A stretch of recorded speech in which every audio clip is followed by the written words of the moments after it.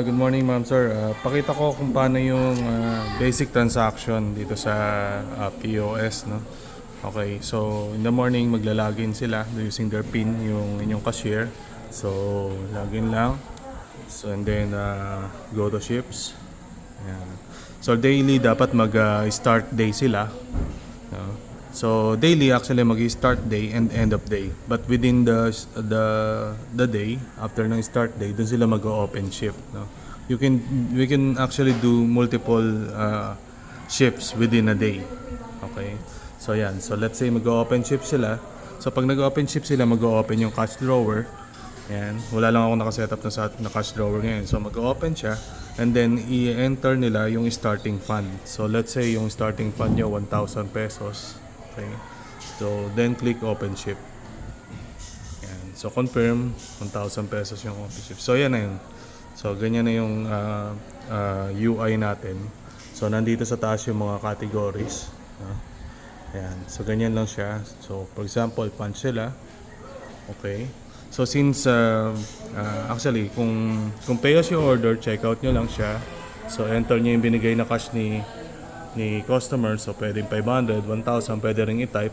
So, for example, 500. Okay. So, magdi-display yung change. So, this time, magpiprint yung receipt. Mag-open yung cash drawer. And then, of course, susuklian na ni cashier. Okay. So, pag ano naman, ang setup nyo is yung bill out later, no? Hindi siya pay as you order. So, pwede nyo siyang i-save ticket. So, for example, i-save natin sa table 1. Okay?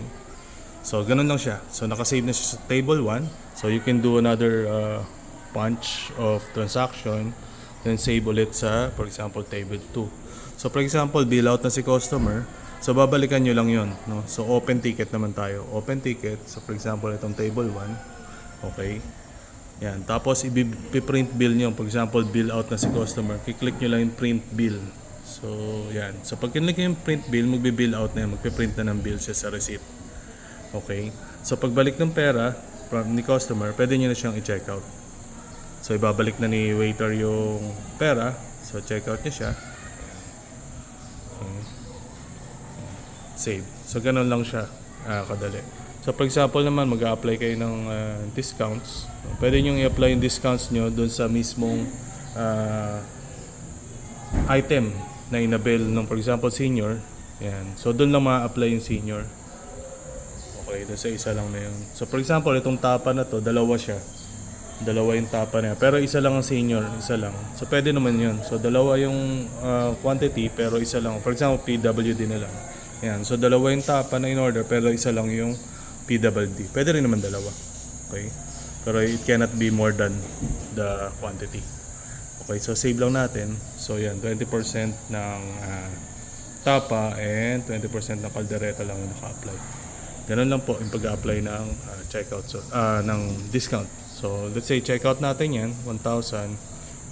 Yan. So, pagka kinlik niyo siya, so manghihingi siya ng details nung nagbigay ng discount. Okay. Yan. So, enter nyo lang yung details. Okay. Then, click save sa taas. So, yan. Magpiprint na yung receipt yan. Okay.